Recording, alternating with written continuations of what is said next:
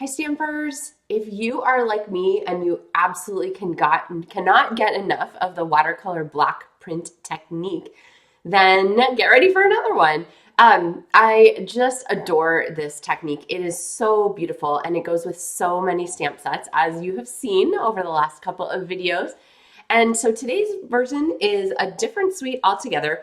We are using the Paradise Garden stamp set, which is new, came out in March at the beginning of the month, and the garden poetry paper is what is inspiring this. So we're actually not using, no, we are using the DSP. We are using DSP, but not the A side, not the front side with the pretty printing on it. We're using the back side, which has this gorgeous watercolor on it, like this. So this is going to complement our block printing in a way that I think you guys are really gonna love. And again, this is a technique that you can use with pretty much any stamp set and suite. It just is a beautiful way to get ombre backgrounds, and I think you're going to love it. So welcome to the Loven Stamp Studio. My name is Meg, and you're watching Maker Mornings with Meg. With that, oh, hello. Would you like to see some projects? Perhaps I should put my phone in the holder. Oh my gosh. This is what happens. We are almost done with the pre-recorded videos for Maker Mornings with Meg. So I'll be back on Thursday in the studio and getting a chance to chat with you live. So as always, leave comments, tell me where you're watching from. There we go. All those good things. I have loved seeing over the last month the things that you guys have shared and commented on and so forth. So, all right. So for our block, you guys know the drill for this, right? So we have two ink colors for this particular card. We're using Berry Burst and Blackberry Bliss, and the same for the cardstock. So I'm going to start at one end, and I'm going to do a kind of an over maybe 2/3 of Berry Burst because I love this color, and it's such a beautiful soft purpley pink. And then I have our darker at the bottom, Blackberry Bliss. Now, if you're looking at this, you're like, Meg, there's like a dark line and a light line, and what is that mess there? This doesn't matter. See, that's the great thing about watercolor block printing. So what I'm going to do is take my spritzer, and I need my background paper here so I don't spritz this table. And we're going to, now normally I would do this like off the table if I were just doing it in my studio or over a garbage can or something like that, because we're going to spray water here. And you want to hold this a good 8 inches away from your block. Now I'm going to do mine directly down this way. If you do sideways, you're going to end up with water running down the top of your block, which isn't really the technique that we're going for, but you can see kind of how much water I have on there, kind of a lot actually. And so I'm going to get rid of that and take a piece of the Fluid 100 watercolor paper, hands down the best choice for this technique. And I'm going to flip this over really fast so that it doesn't run, and then just press this down in my paper. Now, do you see how gorgeous that is? Oh my gosh. You want to have a tissue handy. Here we go. For when you tilt this to one side and then just do a quick blot there. Now, if that was really fast for you, you want to go back and you can pause it and rewind that little bit. There's some variation to the color there. I could blot that out, but I'm going to leave it because I actually really like it. All right, so we're going to give this a couple seconds to dry. And actually, I think I have my heat tool here. So maybe I'll plug this in and speed it along so that it gets us a little further on our project. In the meantime, I think sometimes you can't hear this because the camera blots out the noise that cancels it, but it does make everything in the background sound just a little bit hazier. You'll see quite a bit of drying and lightening of the color as the cardstock dries. I like to dry both sides of my fluid watercolor paper to minimize warping. And there we go. That is quite dry enough. And now we have a surface that we can stamp on. So let's go ahead and grab some stamps. I'm going to stamp this image, actually, I'm going to use twice. So the first time I use it, I'm going to go ahead and use it in Berry Burst. Here, see if that is inked here, I think pretty well. So we're going to stamp on Berry Burst for the inside of our card. And then I'm going to go ahead and clean this just a little bit. Yes, Blackberry Bliss is a darker color, but we can really get a fair amount of ink transfer if we use the same, get ink transferred into a darker pad even. So I'm going to go ahead and just clean that just for the safety of it. And then I'm going to go ahead and stamp on here. All right. Now when you're stamping onto the fluid watercolor paper, I do like to give it an extra couple of seconds, maybe a little extra pressure, not too much, but an extra couple of seconds to make sure that that ink has time to transfer into that watercolor paper to get a really nice image, okay?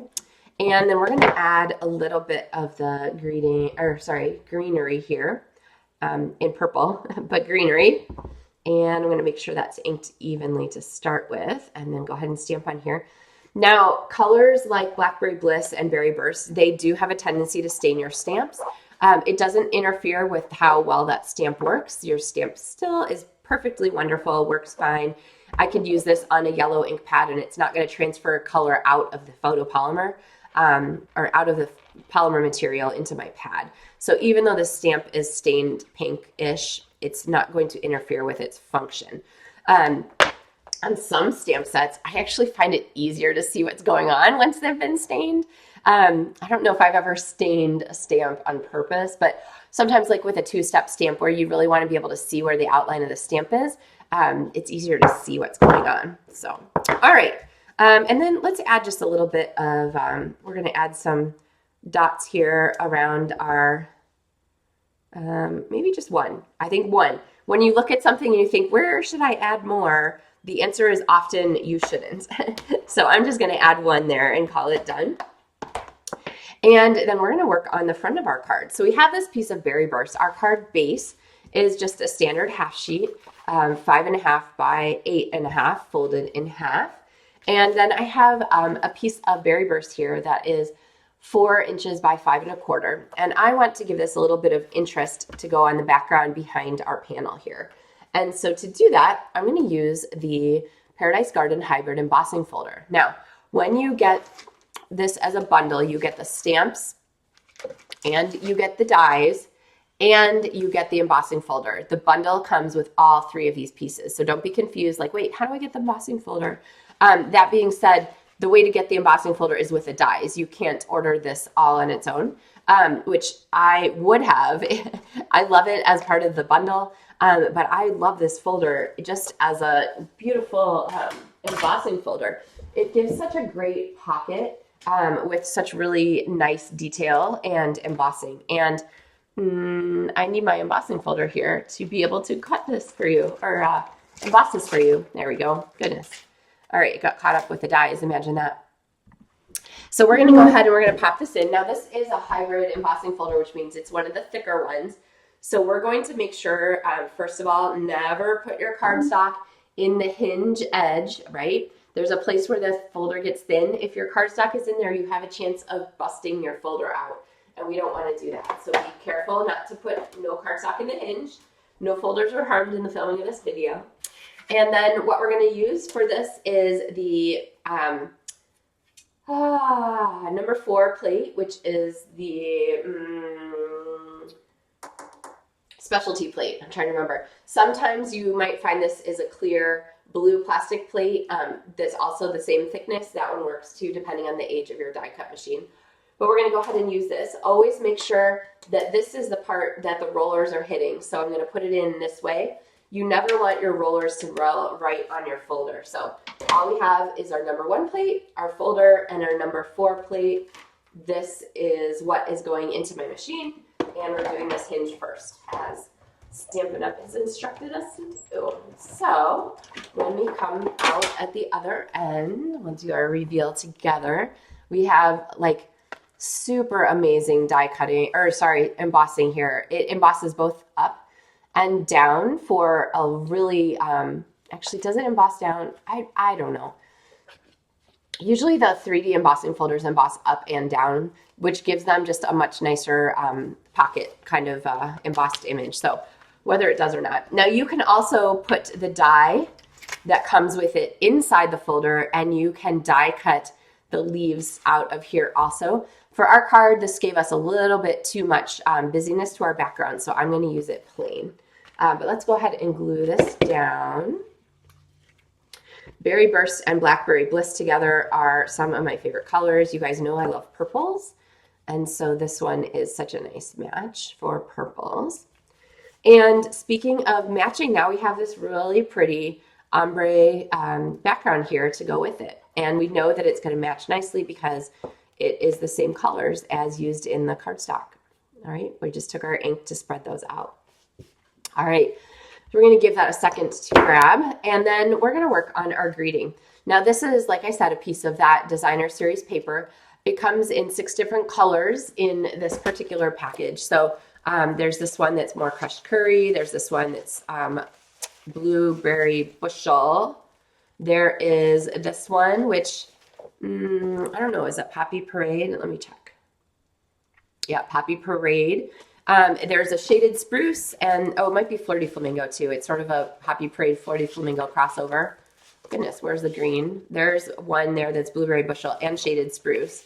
And then this last one that's just all shaded spruce. Oh, I hope that was in the, and then the backs are all watercolor. I hope that was in the camera for you guys to see. Sorry.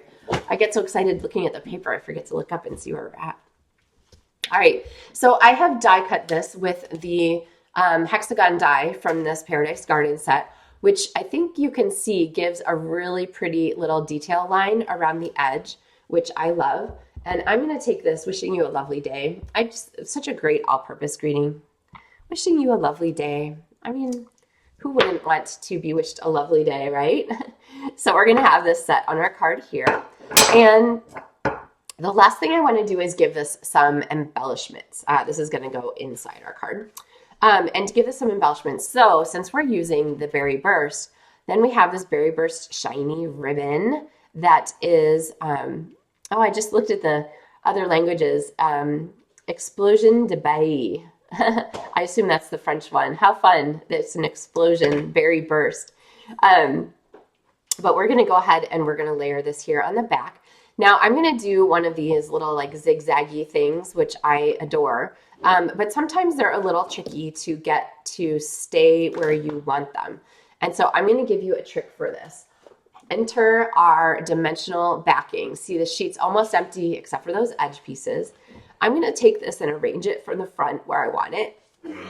And then I'm going to take my dimensional edging and I'm just going to slide that all the way across the back. And now that's going to trap our ribbon exactly as we like it. I'm going to add a couple more dimensionals just to make sure that this stays.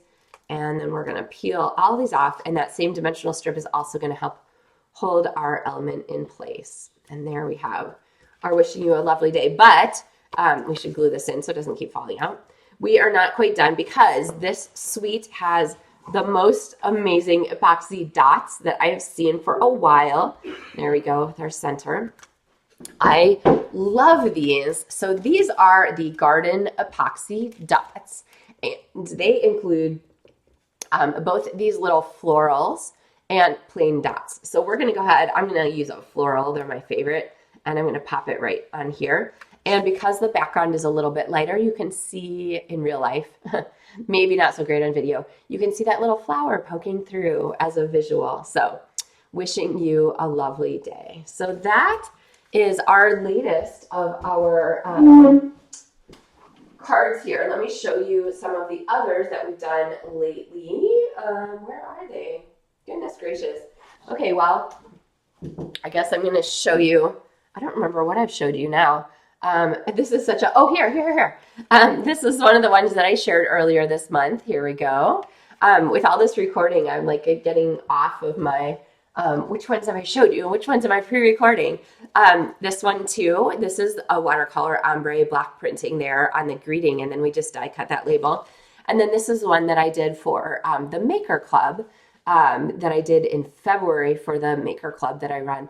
If you haven't seen Maker Club before, I encourage you to check it out. If you like the idea of getting a little package in the mail each month with a small sampling of product supplies, new things you probably haven't used before, things from the past that are amazing, that you might want to try out, that you might have missed. But that is the Maker Club. It's called the Why Did I Buy This? Because my friend Lindsay's channel includes that series, and then Maker Club because it is a chance for us to make together. And we do a Zoom each month. We give you ideas for the things that are included specifically in our Maker Club. And setting ups are open right now if you'd like to get started in April. So it's a great chance to learn some new techniques and to get some supplies to go along with the things we demo. So actually, I have a really, I'll show you this card that I just did this past week for Maker Club. It was a box card like this, da-da-da, and it opens this way. So it got this fun extra bonus on it. You can also, of course, mail it flat like this, and then it pops open. But do you recognize this suite? This is the Crushed Curry and Timid Tiger version from Paradise Garden. So a little quick advertisement for Maker Club. If you are interested in Maker Club kit that makes from that card, that is the Paradise Garden one from March, let me know. I might have a kit or two available at the end. So, all right. I think that covers us for our final video of March. Remember, if you wanted to get the PDF tutorial for the berry homemade sweetness suite, these cards here, and this pop-up one, and of course the jar here with the super sweet pocket on it, and then the gift card holder. That PDF, today's the last day you can place an order to qualify for that. So make sure you do that. If not, then if you're not ordering from me this month, then that PDF will be in my Etsy shop, which is Loven Stamps Card Mart, beginning in March. This is March, beginning in April. All right, and thank you for bearing with me with all these recorded videos this month. Like I said, I will be back on Thursday. So I'll be back and we can celebrate Cake Day together and Pre-Friday and all of the fun things. So I look forward to seeing you actually live for Maker Minds with Meg this Thursday, which will be the April 2nd, I think. Anyway, speeding along this spring. Happy stamping, everyone. Thanks so much for joining me today.